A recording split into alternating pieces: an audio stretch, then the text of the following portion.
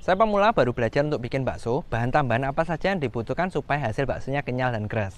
Kalau kita ngomong bahan tambahan yang dibutuhkan apa dan Anda baru belajar, kemungkinan sih agak susah karena biasanya bahan tambahan ini tergantung dari resep yang kita gunakan juga.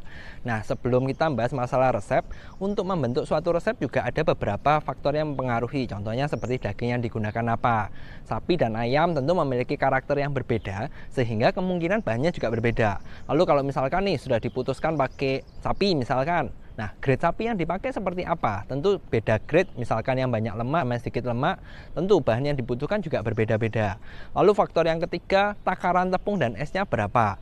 Kalau dagingnya bagus, pilih yang grade-nya yang bagus, tapi takaran tepungnya terlalu banyak, esnya terlalu banyak, kemungkinan juga ya kenyalnya jadi jelek, sehingga bahan tambahan yang dibutuhkan juga akan banyak juga. Makanya kalau kita ngomong bahan tambahan apa yang diperlukan agak susah sih, cuma nggak apa-apa.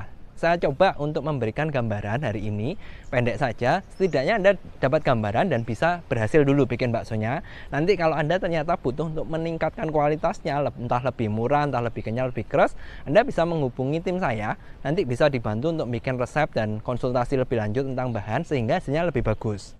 Oke, yang pertama kita umum dulu, kita anggaplah bikin bakso dari daging sapi, tinggal takaran tepung dan esnya berapa banyak. Saya asumsikan Anda bikin di rumah dulu lah. Dimana kalau sudah di rumah ini berarti takaran tepung dan esnya bisa Anda atur sendiri dan Anda sudah tahu bahwa takaran tepung dan es yang semakin sedikit seharusnya menghasilkan bakso yang lebih bagus. Nah, asumsi saja nih, Anda pakai daging yang bagus tapi tepungnya tidak terlalu banyak, sekitar 10-20% dari jumlah dagingnya, esnya juga sekitar 20% dari jumlah dagingnya. Takaran ini sudah bagus sehingga bahan yang diperlukan kemungkinan cuma Anda perlu menambahkan bahan yang berjenis fosfat seperti Wendapos M17, di mana ini seharusnya cukup, tinggal Anda pastikan proses bikinnya tepat dan proses rebusnya tepat, seharusnya kenyalan sudah bagus. Tapi bagaimana kalau sekarang Anda bikinnya di penggilingan, yaitu takaran esnya tergantung tukang giling. Anggap kondisi yang sama, dagingnya sudah bagus, sapi, tepungnya juga Anda sudah pas sedikit, tapi esnya dari pihak ketiga, dari tukang giling. Kalau kasusnya sudah seperti ini, maka kemungkinan Anda perlu menambahkan tidak cuma Wendapos saja, tapi Anda perlu menambahkan yang namanya karagenan KRI 02, di mana fungsi dari karagenan ini untuk mengikat cairan yang berlebihan, sehingga kalaupun ternyata dari tukang gilingnya ini esnya terlalu banyak, hasilnya masih bisa kenyal, masih bisa bagus. Oke, lanjut. Kalau sudah seperti ini, kasus yang bagus tadi sudah selesai, bagaimana kalau sekarang maunya bikin yang murah?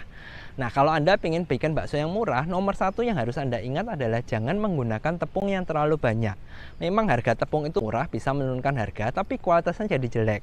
Hal yang seharusnya dilakukan, mungkin Anda bisa mencampur dengan ayam, atau Anda cari grade daging yang lebih murah seperti MDM, tetelan, dan sebagainya. Itu bisa Anda pakai sebagai kombinasi dengan daging sapinya, sehingga takaran tepungnya masih tetap bagus dan hasil baksonya lebih bagus lagi. Nah, kalau sudah Anda pakai grade-grade daging yang murah tadi seperti MDM, tetelan, dan sebagainya, kemungkinan juga bahan tambahnya perlu ditambahkan lagi. Jadi nggak cuma Wendapos dan karagenan, tapi Anda perlu menambahkan bahan yang sifatnya adalah protein, karena protein ini fungsinya mengikat lemak, di mana kalau daging yang murah umumnya lemaknya itu banyak. Nah, protein ini bisa Anda dapatkan macam-macam sih. Yang paling standar, paling mudah itu bisa Anda dapatkan dari putih telur. Tapi kalau mau yang lebih bagus kualitasnya, bisa Anda dapatkan dari ISP atau M100FT. Silakan Anda pilih yang mana. Intinya kalau menggunakan daging yang murah, yang banyak lemaknya, kemungkinan Anda perlu menambahkan protein tambahan. Jadi dari 3 contoh kasus yang sudah saya sebutkan tadi, saya harap Anda ada gambaran bahwa sebenarnya bahan tambahan itu macamnya memang banyak, karena tergantung dari kebutuhan resepnya seperti apa. Dan karena saya nggak tahu takaran resep Anda seperti apa, bagaimana, sehingga akan susah juga untuk merekomendasikan bahan yang tepat itu gimana. Cuma kalau amannya, kalau gini deh, mungkin untuk gambaran supaya lebih gampang. Kalau resep Anda premium, dalam arti dagingnya banyak, grade-nya bagus, tepungnya sedikit, esnya sedikit, seharusnya bahan tambahan yang digunakan akan semakin sedikit, dimana ya mestinya Wendapos saja sudah cukup. Tapi kalau Anda butuhnya yang lebih murah, semakin murah, biasanya bahan tambahan yang digunakan itu harus lebih banyak lagi. Karena prinsipnya semakin murah kan berarti dagingnya semakin sedikit atau semakin jelek, sehingga perlu ditunjang dengan bahan-bahan tambahan pangan yang lain supaya kekenyalan baksonya bagus. Lalu kalau ngomong tentang keres, ya keres sendiri ada bahan yang berbeda lagi, yaitu bisa menggunakan WBS 500.